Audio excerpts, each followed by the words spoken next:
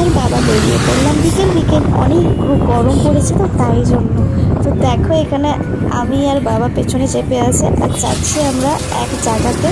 সেই জায়গায় দেখো কি সুন্দর হাঁস, আর আমি যাচ্ছি মেন আমাদের মাসির বাড়ি। বিকেলে গ্রামের পরিবেশ একটা সৌন্দর্য আলাদা। বিকেলবেলা সমস্ত গ্রামের বউ মেয়েরা এসেছে কলের জল ভরতে। আর এখানে কিন্তু আমরাও আগে থাকতাম, মানে অনেক ছোট ছিলাম তখন আমরা বিকেলবেলা আসতাম। আর এই দেখো একটা জিনিস দেখাচ্ছি, এই যে পুকুর, এই পুকুরে আমরা স্নান করতে আসতাম। আর পুকুরের জলের নাম এতটা ঠান্ডা, মানে একদম পুরোনো দিনের কথা মনে পড়ে গেল।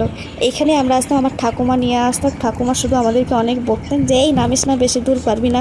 আর আমি তো সাঁতার জানতাম না, সেই মগ দিয়ে জল নিয়ে মাথায় ঢালতাম। কি করব, সাঁতার তো জানতাম না। আর আমার মাথা ডুবিয়ে স্নান করতে জলের মধ্যে খুবই ভয় লাগে। তাই বসে বসে এখানে আমি কয়েকটা রিলসও বানিয়ে নিলাম। যাওয়া যে আমরা যে কাজে এসেছি সেই কাজ করতে, তারপর তোমাদের সঙ্গে আরও শেয়ার করছি।